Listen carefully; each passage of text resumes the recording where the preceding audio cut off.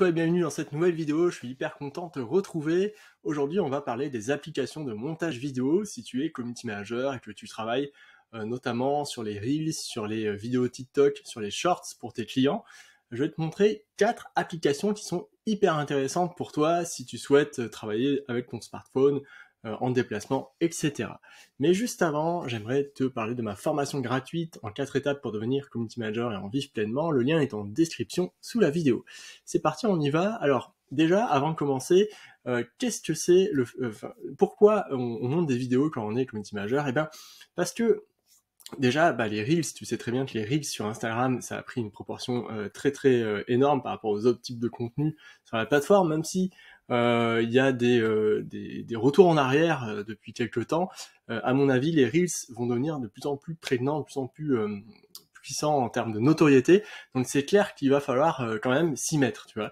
Les vidéos TikTok, bien sûr. TikTok est un réseau social qui a une rétention qui augmente chaque année. La rétention, c'est le temps passé moyen sur l'application qui augmente par rapport aux autres réseaux sociaux et cela indique que le réseau social TikTok prend beaucoup plus d'ampleur qu'avant. Et puis enfin, on a les shorts de YouTube. Alors YouTube n'est pas vraiment un réseau social à proprement parler, mais les shorts agissent comme les vidéos de Reels et de TikTok. Donc tu vois que tout ça, c'est en train de prendre des proportions assez énormes. Chaque plateforme sociale a ses codes à respecter, tu vois, donc toi en tant que CM, tu peux pas passer à côté de ça. Alors, monter des vidéos, tourner des vidéos, quand t'es CM, c'est pas forcément évident parce que c'est un vrai travail, tu vois, c'est le travail de vidéaste normalement, mais tu peux quand même faire des vidéos d'appoint, des vidéos faciles à monter. Si tu utilises un smartphone, tu vois, un Android, un iPhone, tu peux te munir de cet outil pour créer des vidéos assez faciles à réaliser. Quand je te dis facile, je mets des guillemets parce que aucune vidéo n'est vraiment facile à réaliser parce que ça prend toujours plus de temps que prévu à la base, tu vois.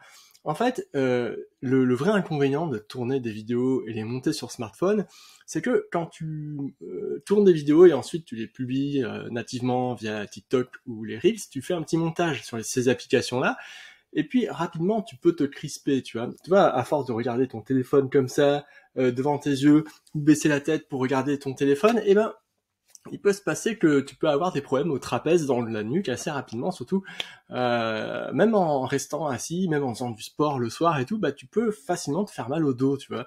Et ça, c'est le problème des applications natives ou sur ton smartphone. Donc moi, je vais te présenter 4 applications où tu peux vraiment gagner du temps au montage, tout ça, et publier plus rapidement ensuite par la suite.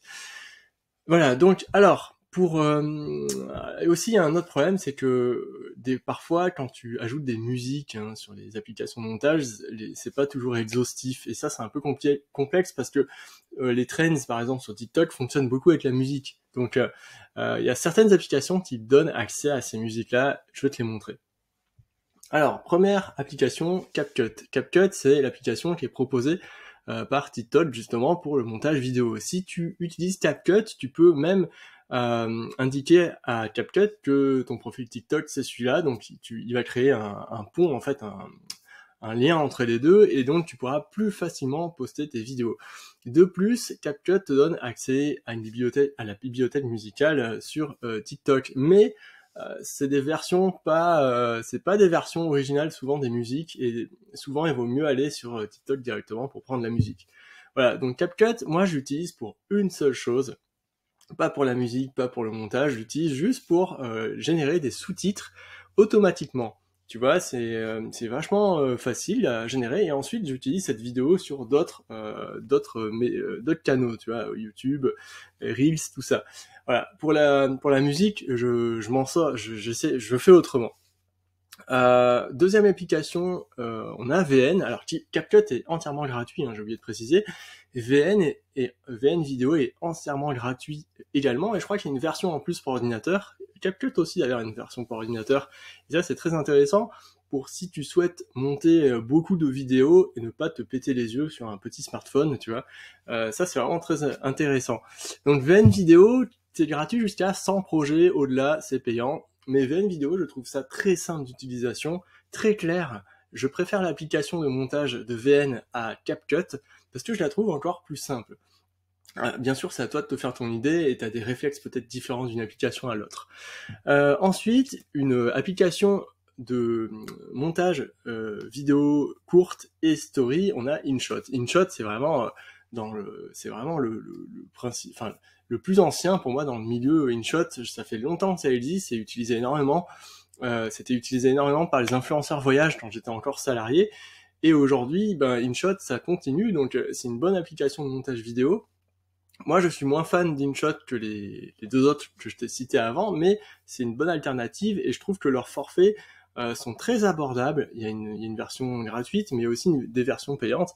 Donc InShot, pour les stories aussi également, InShot c'est intéressant. Je sais qu'il y a des community managers qui sont passés dans mon podcast et qui utilisent InShot pour monter des stories rapides ou faire des vidéos rapides. Donc à voir, à utiliser. Et puis enfin, je voulais parler de Mojo. Mojo, c'est une application utilisée à la base pour créer des stories assez vivantes, etc. Et avec Mojo, on peut aussi créer des vidéos courtes sur smartphone, donc ça c'est hyper intéressant. Voilà, donc Mojo, c'est utilisé en version payante par le responsable marketing de Val Thorens, qui était aussi passé dans mon podcast, et il en parle dans cet épisode de mon podcast là. Je le mettrai en description également. Voilà, donc écoute, là je t'ai présenté ces 4 applications que tu peux utiliser pour j'ai créé des vidéos impactantes, des vidéos courtes verticales, tu vois. C'est vraiment intéressant d'avoir ces applications-là dans son smartphone parce que tu peux les monter en situation de mouvement, etc. Mais la musique, c'est toujours un peu pénible. En fait, tu n'auras jamais la musique au moment même, sauf si tu montes dans TikTok ou dans Reels ensuite.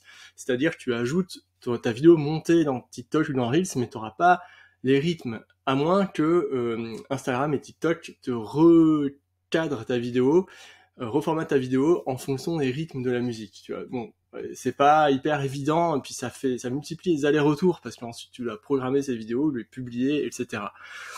Alors, par contre, je voulais te prévenir d'une chose, le matos, la technique, ne te dispense pas d'avoir un bon storytelling, parce que les outils de montage, les outils de film, pour filmer, capter les vidéos, c'est très bien, mais si t'as pas de storytelling, si t'as pas une histoire profonde à raconter à l'audience de la marque pour laquelle tu travailles, en fait, ça fera des flops en continu, tu vois. Il faut quand même travailler sur la stratégie de contenu, la stratégie de positionnement social média de la marque, tu vois. Il faut comprendre tout ça, parce que c'est essentiel pour faire des bonnes vidéos.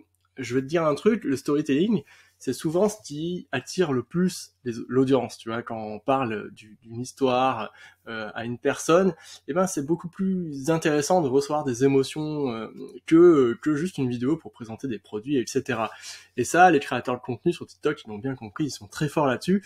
Donc, n'oublie pas de travailler la stratégie de contenu, à mon avis, c'est un des points les plus importants avant de te lancer sur ces formats courts et le proposer en prestation pour tes clients ou pour des employeurs.